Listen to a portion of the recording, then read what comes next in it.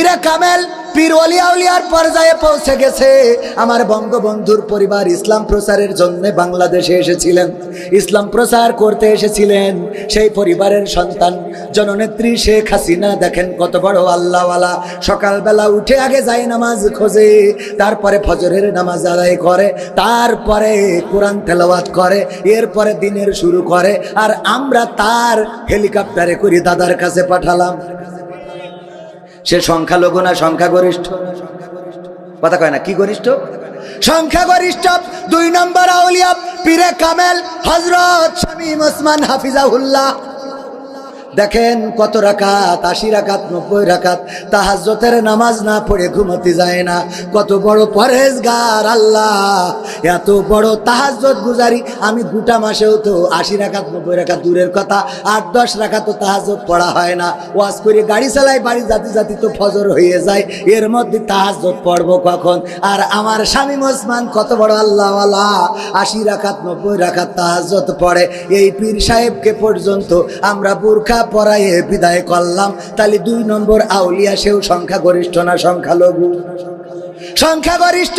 3 নম্বর আউলিয়া হযরত Salman F Rahman হাফিজাহুল্লাহ। দেখেন দরবেশ বাবা বলে অনেকেই তার মৌজেজা দেখেছিল। বাংলাদেশে যারা শেয়ার ব্যবসা করে কত সুন্দর করে শেয়ার কেলেঙ্কারি করলো, মৌজেজা দেখায়।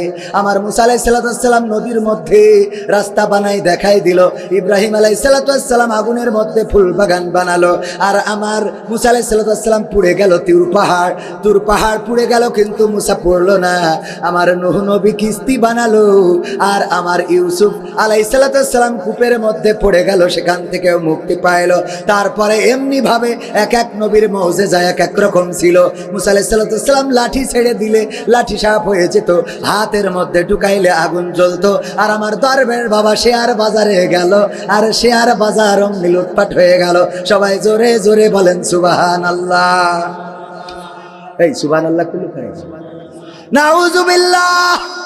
এই দরবেশ বাবা এত বড় আউলিয়া যে শেয়ার বাজার কেলেঙ্কারি করে দিল মৌজেজা দেখায়, আর আমরা তার তাড়ালাম। এমনকি নূহ নবীর কিস্তিতে চড়ার পরে দাড়ি পর্যন্ত রাখলাম না। সে সংখ্যালঘু না সংখ্যাগরিষ্ঠ? 4 নম্বর আউলিয়া হযরত ওবায়দুল কাদের রাহিমাহুল্লাহ। খেলা হবে, পালাবো না, প্রয়োজন হলে ফখরুলের বাসায় গিয়ে উঠবে। এই আল্লাহর ওলি গৌর গোবিন্দের মতো কোথায় হারায় গেল? বলল পালাবো না। সেই আল্লাহর ওলিও চলে গেল কোথায়? এখনো দেখা মিলল না। অনেকের তো মাঝে মাঝে দেখা যায় আমেরিকায়, মাঝে মাঝে দেখা যায় লন্ডনে, মাঝে মাঝে জেলখানায়, মাঝে মাঝে কেউ ডিম খায় উপর দেবা নিচে দিয়ে। কিন্তু ভাইয়েরা আমার, এই আল্লাহর ওলির এখনো পাইলাম না। এই লোক সংখ্যাগরিষ্ঠ না সংখ্যালঘু? সংখ্যাগরিষ্ঠ। 5 নম্বর আউলিয়া বুঝতে পারলাম এই দুনিয়ার জীবনই না, এত আরামায়েশ কিসের? সুতরাং সব ছেড়ে দিয়ে দাড়ি রাখলো, টুপি মাথায় দিল, আর তারপরে বনবাসে চলে গেল। কলা পাতায় শুয়ে রইল আমার মানিক্কা। ঠিক না বে ঠিক? কলা পাতায় শুয়ে রইল, সেই মানিক্কার বিসি পর্যন্ত খুলে নিয়েছে। এও সংখ্যালঘু না সংখ্যাগরিষ্ঠ? সংখ্যাগরিষ্ঠ। তোকে তো খালি আগা কাটার ভয়, আর এর তো ডাইরেক্ট মেশিনই তো নষ্ট করছে। ঠিক না বে ঠিক? ওগো আমার ভাইরা, এই লোকটাও সংখ্যালঘু না সংখ্যাগরিষ্ঠ? সংখ্যাগরিষ্ঠ। তারপরে ইনু মেনন কত বড় পরহেজগার। দেখেন আল্লাহর মানত না, বামপন্থী দল করে। সেই লোকগুলো একবার সাদা কাপড়ের কাপড় পরে একবার বা 2-5 বার গিয়েছে মক্কায়, মক্কা মদিনা তাওয়াফ করে এসেছে, রাসূলের রওজায় সালাম দিয়ে এসেছে। এই ইনু মেননেরও আমরা ধরে রাখিছি। আরাফাত ব্যারিস্টার সুমন সহ কত ডজন, 3 ডজনেরও বেশি আল্লাহর ওলি পলক টলক সহ সব রাখলাম, জেলখানায় ডিম দিলাম। ও আমার ভাইয়েরা, এরা একটাও সংখ্যালঘু না, বরং সংখ্যাগরিষ্ঠ বলেন ঠিক কিনা? সুতরাং নির্যাতিত হচ্ছে সংখ্যাগরিষ্ঠ, আর আমার দাদারা বলে সংখ্যালঘু নির্যাতিত হচ্ছে। আল্লাহর কসম করে বলি, আমার দেশের হিন্দুরা, বৌদ্ধরা, খ্রিস্টানেরা ডিমের মধ্যে কুসুমটা যেমন সংরক্ষিত থাকে, বাংলাদেশে তেমন মুসলমানদের কাছে হিন্দু, বৌদ্ধ, খ্রিস্টান সংরক্ষিত আছে। বলেন ঠিক কিনা? আমার দেশের মুসলমানেরা এবার নির্বাচনের পরে নাই, বরং সরকারের পতনের পরে আমার দেশের কোরআনের হাফেজেরা, আমার দেশের আলেমেরা, আমার দেশের ইসলামী আন্দোলনের নেতা কর্মীরা, আগে আমার মা বলতো মূর্তির দিকে তাকাবা না, মূর্তি পূজার নিকটবর্তী হবা না, ওই দিকে যাবা না। কিন্তু আমাদের নেতা কর্মী, মাদ্রাসার ছাত্র, কোরআনের হাফেজ এবার যেন কোনো ষড়যন্ত্র করে যেন মূর্তি না ভাঙে, তার জন্য রাত জেগে জেগে তাদের প্রতিমা পাহারা দিয়েছে। বলেন ঠিক কিনা? পাহারা দিয়েছে। শুধু তাই নাই, আমাদের নেতারা যে ওম শান্তি নমো নমো পড়ি ফেলাইয়ে যাবে গে, ঠিক না বেটি? পড়েছে না পড়ে নাই? ওখানে যে ওম শান্তি নমো নমো কত কি পড়ে ফেললো, কত উদারতা আমরা দেখালাম, যে ওখানে যে ওম শান্তি নমো নমো পড়ে দিলাম। এরপরেও যখন দাদার দেশে এই অপপ্রচার হয়, এরা সাংবাদিক না, এরা মূলত অর্থেই হলো সাংবাদিক নামের কুলাঙ্গা, ঠিক না বেঠে? সাদাটারে কালো বানাই আর কালোটারে সাদা বানায়, এই জাতীয় ভারতের প্রেতাত্মা প্রথম আলো এবং স্টার জলসা বাংলাদেশে এখনো আছে। এখনো আমার দাদার দেশের দালালেরা এই জমিনে আছে না? না আছে না? নাই? তাদেরকে এই জমিনে তারা থাকবে, বসবাস করবে, কিন্তু প্রকৃত অর্থে সোজা পথে চলা লাগবে। আর একটা কথা শুরুতেই বলে রাখি ভাইয়েরা আমার, যারা মনে করেন স্বাধীনতা এসেছে 5 তারিখে, আমি বলি এখনো স্বাধীনতা আসে নাই। এই বাংলার জমিন এখনো স্বাধীন হয় নাই, এই আল্লাহর জমিন এখনো স্বাধীন হয় নাই। 5 তারিখে স্বাধীনতা আসে নাই, বরং 5 তারিখে স্বাধীনতা কেমন করে আনতে হয় সেই রাস্তাটা দেখিয়ে দিয়ে গেছে। বলেন ঠিক কিনা? স্বাধীন তো হবে সেই দিন যেদিন এই বাংলার আকাশে কালেমার পতাকা উড়বে পথ করে। স্বাধীন তো হবে সেই দিন যেদিন বাংলাদেশের সংসদে আল্লাহর কোরআনটা বসানো হবে, আল্লাহর কোরআনের আইন দিয়ে যেদিন এই দেশ পরিচালিত হবে, সেই দিন প্রকৃত অর্থে দেশটা স্বাধীনতা পাবে। ঠিক না বেঠে? এখনো স্বাধীন হয় নাই। স্বাধীনতা কিভাবে আনতে হয় সেই রাস্তা দেখিয়ে দিয়েছে আমার আবু সাইদ, আমার শান্ত, আমার মুগ্ধ, আমার ইয়ামিন। তারা দেখিয়েছে যে এই রাজপথ ছাড়া যাবে না, বরং বাতিলের সামনে, বুলেটের সামনে, বন্দুকের সামনে, গুলির সামনে বক্ষ পেতে দিতে হবে। জালিমের গুলি আমাদের বক্ষ ছেদ করে পিছন দিয়ে বের হয়ে যেতে পারে, আমাদের রক্ত জমিনে পড়তে পারে, জমিন ভেসে যেতে পারে, সেই রক্তের সাগরে সাঁতার কাটা লাগতে পারে। সাঁতার কেটে কেটে একটি বিপ্লবী কালেমার পতাকা বাংলার জমিনে উড়ানোর রাস্তা দেখিয়ে দিয়ে গেছে। বলেন ঠিক কিনা? আমরা সেই রাস্তা দিয়ে হাঁটতে হবে কোরআনের রাজ কায়েম করার জন্য। কোরআনের সাথে যদি কেউ দ্বন্দ্ব করে, তাদের সাথে আপোষ করা যাবে। কোরআনের সাথে যারা করবে দ্বন্দ্ব, তাদের সাথে কবু হবে না আপোষ। কোরআনের সাথে যারা করবে দ্বন্দ্ব, তাদের সাথে কবু হবে না আপোষ। জেল জুলুম হলেও হবে, জেল জুলুম হলেও হবে, বিবেকের কাছে তবু রব নির্দোষ। আমার রবের কাছে রব নির্দোষ, মহান প্রভুর কাছে রব নির্দোষ। কোরআনের সাথে যারা করবে দ্বন্দ্ব, তাদের সাথে কবু হবে না। বলেন, কোরআনের কথা যারা বলে যায় আজ, তাদের দমাতে কত ফন্দি। কাউকে ধরে নিয়ে দিয়েছে ফাঁসি, কাউকে রেখেছিল বন্দি। ঠিক না বেঠে? কোরআনের কথা যারা বলে যায় আজ, তাদের দমাতে কত ফন্দি। কাউকে ধরে নিয়ে দিয়েছে ফাঁসি, কাউকে রেখেছিল বন্দি। হক কথা বললেই জ্বলে যায় গা, কোরআনের কথা সইতে পারে না। হক কথা বললেই জ্বলে যায় গা, কোরআনের কথা সইতে পারে না। জানি না তাদের আমাদের পরে কেন এত আক্রোশ। জেল জুলুম হলেও হবে, জেল জুলুম হলেও হবে, বিবেকের কাছে তবু রব নির্দোষ। আমার রবের কাছে রব নির্দোষ, মহান প্রভুর কাছে রব নির্দোষ। কোরআনের সাথে যারা করবে দ্বন্দ্ব, তাদের সাথে কবু হবে না। আপোষ কি করা যাবে? যদি আমাদের বাবা হয়, যদি আমাদের দাদা হয়, যদি আমাদের নানা হয়, যদি আমাদের আপনজন হয়, কোরআনের সাথে যারা দ্বন্দ্ব করবে তাদের সাথে আপোষ করা যাবে না। আল্লাহ রাব্বুল আলামিন পবিত্র কোরআন দিলেন এই সমাজে শান্তির জন্য। ওগো আমার ভাইয়েরা, চোর যদি চুরি করে তার শাস্তিটা কি? হাত কেটে দাও। আমি যদি বুসা হাত নিয়ে এসে বলতাম, ওগো আমার ভাইয়েরা, কেউ চুরি করবেন না, চুরি করা গুনাহের কাজ, আর কোরআনের আইন কায়েম বাংলাদেশে আছে, সুতরাং কেউ যদি চুরি করে তার হাতের কবজি থাকবে না। এই দয়া করে কেউ চুরি কইরো না। আপনারা বলতেন, হুজুর আপনার হাতের কবজি কই? আমি বলতাম, আমার আব্বা আখ লাগিয়েছিল, সেই আখ মাড়াই করার জন্য মেশিন এনেছিল, মেশিনের মধ্যে আমাকে আখ ঢুকাতে দিয়েছিল, আখ ঢুকাচ্ছিলাম, হঠাৎ করে হাত ঢুকে হাত রস হয়ে পাটালি হয়ে গেল। আপনারা বলতেন, যাই বলেন তাই বলেন, হুজুর আপনি এককালে চোর ছিলেন, কথা কয় না, বলতেন না। আমার সভাপতি বসাব যদি হাতের কবজি একটা না থাকতো তাহলে আপনারা বলতেন নিশ্চয়ই এই সভাপতি এক আমলে চোর ছিল। ওগো আমার ভাইয়েরা, 350 আমার দেশের 300 সংসদীয় আসনের এমপিরা পলাতক হয়ে গেল, আল্লাহর ওলিরা, পরহেজগারেরা। ওদের যদি এখন ধরা হয়, দুর্নীতি করেছে না করে নাই? দুর্নীতি করেছে, চুরি করেছে, ডাকাতি করেছে।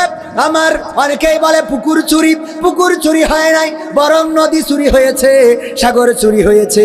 ওগো আমার ভাইরা, সুতরাং এই চুরি ঠেকানো, এই চুরির শাস্তি হিসেবে যদি ওদের ধরা হতো আর হাতের কবজি যদি কাটা হতো, এরপরে যদি এসে বলতো খেলা হবে, আপনারা বলতেন হবে না, কারণ আপনি যে চোর চিনা শেষ, ঠিক না বে ঠিক? ওগো আমার ভাইয়েরা, আমি পবিত্র কোরআনের সূরা তাহার 55 নম্বর আয়াতে কারিমা তেলাওয়াত করেছি।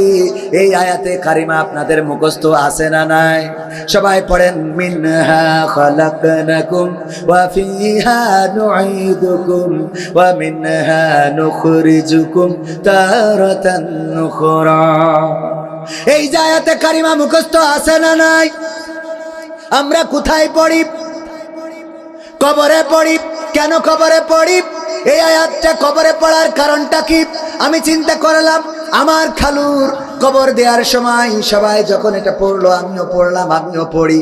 আমি চিন্তা করলাম আয়াতটা কেন আসলো, কিসের জন্য আসলো, একটু ঘাটাঘাটি করা দরকার।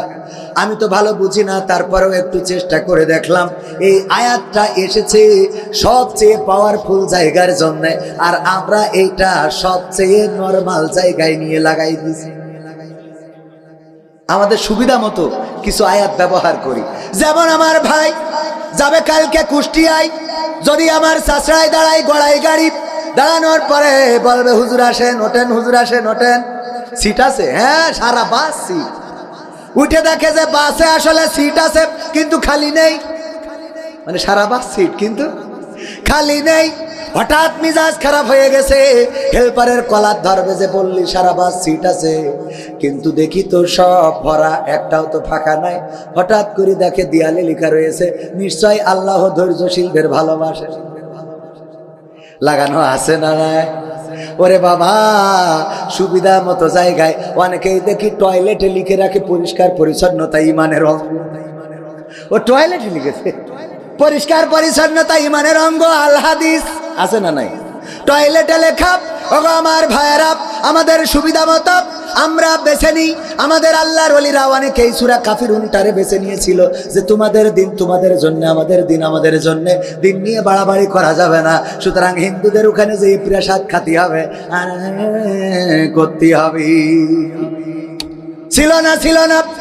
ওগো আমার ভাই জানেরা, কলিজার টুকরারা, এই কোরআন যদি বুঝে পড়ি তাইলে অনেক কিছুই খুঁজে পাবো, কিন্তু আমার তো অত জ্ঞান নাই। আপনারা পড়বেন, আমরা বলে গেলাম, আমরাও চেষ্টা করি। কোরআনের ছাত্র হওয়ার দরকার আছে। অনেকেই বলে আমারে মুফাসসিরে কোরআন, আমি বলি মুফাসসিরে কোরআন বলে লজ্জা দেবেন না, আমি আসলে মুসাফিরে কোরআন। কি কোরআন? মুসাফিরে কোরআন, মানে আমি কোরআনের কারণে মুসাফির হয়েছি। আইসি একটু বলার জন্য ভালো পারি না, তারপরেও কোরআন আছে বলে ডাকে, ঠিক না? কোরআন আছে বলে ডাকে। ওগো আমার ভাই জানেরা, আল্লাহ রাব্বুল আলামিন সূরা তাহার 55 নম্বর আয়াতটা আমাদের কেন দিলেন?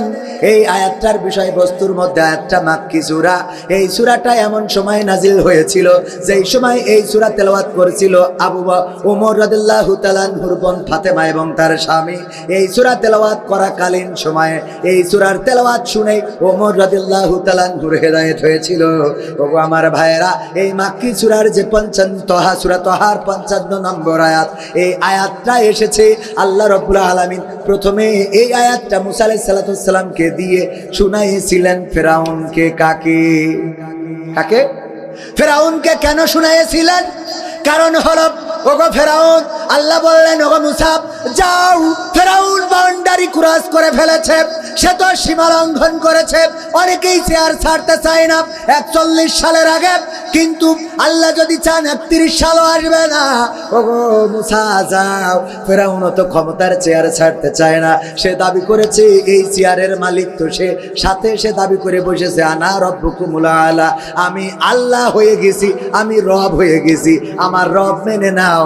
আমার চেয়ার নিয়ে টানাটানি শুরু করেছি। ঠিক না বে ঠিক? করেছে না করে নাই? মুসাকে বললেন যাও তাড়াতাড়ি যে তারে বুঝাও। মুসা বলল যদি না বুঝতে চাই, বলল হাতের লাঠি ছেড়ে দিবা, সাপ হয়ে যাবে। যদি তাও মানতে না চায়, বগলের মধ্যে হাত দিবা, আগুন হয়ে যাবে। যদি তাও মানতে না চায়, তাইলে কি করব? আল্লাহ রাব্বুল আলামিন বললেন সুন্দর করে তারে ওয়াজ শোনাবা। মিনহা খালাকনাকুম ওয়া ফিহা নুঈদুকুম ওয়া মিনহা নুখরিজুকুম তারাতান নুখরা। মুসা আলাইহিস সালামকে দিয়ে কাকে শোনালেন? কাকে বলেন? কাকে? ফেরাউনকে। কারণটা কি? কারণ ফেরাউন ছিল সবচেয়ে ক্ষমতাধর ব্যক্তি। ফেরাউনকে বলল ওগো ফেরাউন, শোনো, কিসের অহংকার করো, কিসের বড়াই করো, কিসের লড়াই করো? তোমার এই অহংকার, তোমার এই ক্ষমতা সব চূর্ণ বিচূর্ণ হয়ে যাবে। তুমি কি জানো না এই মাটি থেকে তোমাকে সৃষ্টি করা হয়েছে, আবার একদিন এই মাটিতে তোমাকে ঢুকানো হবে, আবার একদিন এই মাটি থেকে তোমাকে জীবন্ত করে উঠানো হবে। এই নরম কথাটা ফেরাউন রে বুঝাবা, সুন্দর করে বুঝাবা। আর আমরা এই ফেরাউন মার্কা লোকের কাছে এই আয়াতটা শোনাই না, এই আয়াত শোনাই মরা মানুষের কাছে। বলেন মরা মানুষের এই আয়াত শুনে কোনো লাভ আছে নাকি? কথা কয় না, লাভ আছে? আপনি যারা বাঁচাইতে চান, সে তো অ্যাক্সিডেন্ট করার আগে বলবেন এই আস্তে চালা, নাই অ্যাক্সিডেন্ট করবি। ঠিক না বেঠিক? অ্যাক্সিডেন্ট করার আগে তো বলবেন যে এই আস্তে চালা, না হইলে তো তুই অ্যাক্সিডেন্ট করবি। কিন্তু অ্যাক্সিডেন্ট করার পরে বলছেন যে আস্তে চালা। মানা যায়? ও মারা যাওয়ার আগে বলা দরকার মিনহা খলাকনাকুম ওয়া ফিহা নুঈদুকুম ওয়া মিনহা নুখরিজুকুম তারাতান উখরা। ও আল্লাহর বান্দা, কিসের তাস খেলা, কিসের ফ্ল্যাশ খেলা, কিসের মারামারি, কিসের গুতাগুতি, কিসের ফাইট, কিসের লড়াই, কিসের বড়াই, কিসের অহংকার, কিসের এত ক্ষমতা? সব চূর্ণ বিচূর্ণ হয়ে যাবে। মাটির থেকে বানানো, মাটিতে ঢুকাবে, মাটিতে উঠাবে। সুতরাং হেদায়েত হোক তোমার, তুমি ফিরে আসো আল্লাহর পথে। এই কথা বলা দরকার। আর মরা মানুষের এই কথা যখন বলি, আমার ভাইজান মারা যাওয়ার পরে যদি এই আয়াতটা পড়ি, ভাই যদি কোনোভাবে হাতটা বের করতে পারতো, কাপড়েতে থাবা একটা বসাই দিত, এই বলতো আমার খেলা তো ফাইনাল, তোরা ভালো হ, মাসুদ তুমি ভালো হও। ঠিক না বেঠে? মাসুদ তুমি আগে ভালো হও, কারণ আমাদের খেলা তো ফাইনাল। আমাদের যা হওয়ার তা তো হয়েছে না হয় নাই? এমপিরা সব কোথায় গেল? মন্ত্রীরা সব কোথায় গেল? কোথায় কাদের কাকা? তাদের ছাড়া দেশটা এখন লাগে ফাঁকা ফাঁকা। ঠিক না বেঠে? পালাবো না, পালাবে না, পালাবে না, যাই না তবু দেখা, পালাবে না, পালাবে না, যাই না তবু দেখা। তাদের ছাড়া দেশটা এখন লাগে ফাঁকা ফাঁকা, ওদের ছাড়া দেশটা এখন লাগে ফাঁকা ফাঁকা। আইন মন্ত্রী আটকে গেল আইনেরই ফাঁকে, দাড়ি ছাড়া দরবেশের ভণ্ড ভণ্ড লাগি। ঠিক না বেঠে? আইন মন্ত্রী আটকে গেল আইনেরই ফাঁকে, দাড়ি ছাড়া দরবেশের ভণ্ড ভণ্ড লাগে। শুনছি কত নেতা নেত্রী খাইতেছে ভাই ডান্ডা, বিচারপতি কালামানিকের ফাটিয়েছে আন্ডা। পলকেরও ঝলক গেল, পলকেরও ঝলক গেল থামিয়ে নেটের চাকা।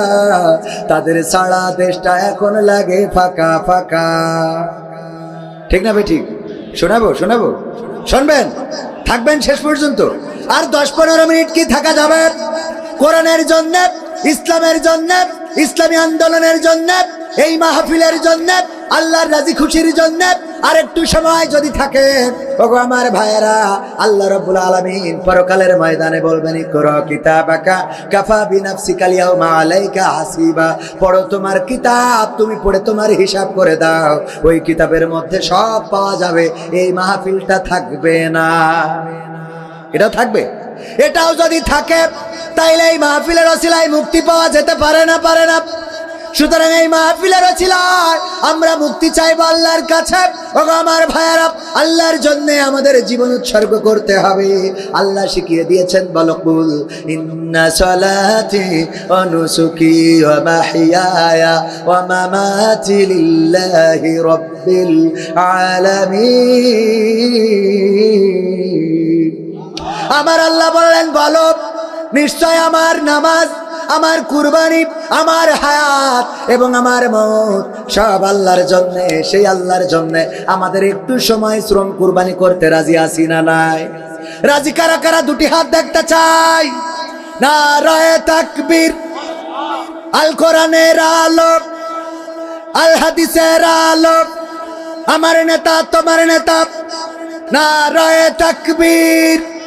ওগো আমার ভাইরা, আমি যে আয়াতে কারিমা তেলাওয়াত করেছি, এই আয়াতটার কবরবাসীর কাছে পড়ার দরকার নেই। কোথায় পড়বেন সেইগুলো শিখাবো, আজকে জানিয়ে যাব। এই আয়াতটার আমলটা অন্তত করবেন। শুনতে রাজি আছেন না নাই? আয়াতটার কোন জায়গায় পড়া লাগবে, ওই কবরে পড়া লাগবে না, কারণ ওরার সাবধান করে লাভ নেই। আজকে শিখাই দেব, আমার যুবকদেরও শিখাবো। ওগো আমার যুবকেরা, কোথায় পড়া লাগবে না শিখে কেউ যাবেন না। রাজি আছেন না না? আমরা যে আয়াতটা কবরে যে পড়ি, ওই আয়াত কবরে পড়ার জন্য নয়, বরং এই আয়াত পড়েছেন মুসা ফিরাউনের কাছে। সুতরাং আমাদের এই আয়াত পড়তে হবে ডক্টর ইউনূসের কাছে, যে ডক্টর ইউনূস উল্টো পাল্টা করা যাবে না। মিনহা খালাকনাকুম ওয়া ফিহা নুঈদুকুম ওয়া মিনহা নুখরিজুকুম তারাতান উখরা। ওগো ডক্টর ইউনূস সাহেব, কিসের বাড়াবাড়ি, কিসের পিড়াপিড়ি, কিসের মারামারি, কিসের কাটাকাটি, সব বাদ। এই দেশে সুন্দরভাবে রাষ্ট্র পরিচালনা করা লাগবে, কারণ এই মাটি থেকে তোমাকে বানানো হয়েছে, আবার মাটিতে ঢুকানো হবে, আবার একদিন মাটি থেকে উঠানো হবে। এই হলো প্রথম পর্যায়ে। 2 নম্বর হলো আমাদের মন্ত্রী যারা, এমপি যারা, চেয়ারম্যান যারা, তাদের কানের কাছে যেয়ে বলতে হবে, ওগো চেয়ারম্যান সাহেব, কেন ত্রাণের চালগুলো মেরে খান? কেন আপনি টিউবওয়েল আসলে সেই টিউবওয়েলগুলো মেরে দেন? কেন রাস্তার টাকা মারেন? কেন ব্রিজ কালভার্ট গুলো মেরে নেন? ওগো চেয়ারম্যান সাহেব, আপনি কি জানেন না, মিনহা খালাকনাকুম ওয়া ফিহা নুঈদুকুম ওয়া মিনহা নুখরিজুকুম তারাতান উখরা। এরপরে পড়তে হবে কোথায়? এখন পট পরিবর্তনের পরে কেউ নাকের পরে ঘুষি মারছে না? মারছে না? যে যার ধরার কথা তার মেরে নিয়ে আসে, যার টেনে আনার কথা তার বাইন্দে নিয়ে আসে। ওগো আমার ভাইয়েরা, সুতরাং তাদেরকে বলতে হবে, মিনহা খালাকনাকুম ওয়া ফিহা নুঈদুকুম ওয়া মিনহা নুখরিজুকুম তারাতান উখরা। এরপরে আমার যুবকেরা, আসছে লাইলাতুল ফেব্রুয়ারি। এই লাইলাতুল ফেব্রুয়ারিতে যুবকদের বলে, যদি তুমি আমার জন্য এই দিন কোনো 3 পিস না এনে দাও, তাইলে তোমার সাথে কাটা কাটি রে। তখন বলতে হবে, মিনহা খালাকনাকুম ওয়া ফিহা নুঈদুকুম ওয়া মিনহা নুখরিজুকুম তারাতান উখরা। ওগো সুন্দরী, কিসের ভয় তোমার, কিসের লয় তোমার, কিসের এত লাইলাতুল ফেব্রুয়ারি, কিসের এত গদখালিতে ঘোরাঘুরি, কিসের এত বাইকের পিছনে গিয়ার দেয়া? ওগো সুন্দরী, তুমি কি জানো না, এই মাটি থেকে তোমাকে সৃষ্টি করা হয়েছে, আবার একদিন এই মাটিতে তোমাকে ঢুকানো হবে, আবার একদিন এই মাটি থেকে তোমাকে উঠানো হবে, আল্লাহর কাছে তোমাকে দাঁড় করানো হবে। ওগো আমার ভাইরা, এরপরে দেখেন আমার সমাজে কত অন্যায় আছে, গ্রামে সুদখোর আছে। এই সুদখোরের কাছে টাকা ধার চাইতে গেলে দেয় না, কিন্তু যাই যদি বলেন সুদ লাগবে তাইলে দেয়। যখন সে সুদ দিবে, সুদ দিতে চাইবে, তখন বলতে হবে, মিনহা খালাকনাকুম ওয়া ফিহা নুঈদুকুম ওয়া মিনহা নুখরিজুকুম তারাতান উখরা। এই সুদখোরকেও সাবধান করতে হবে।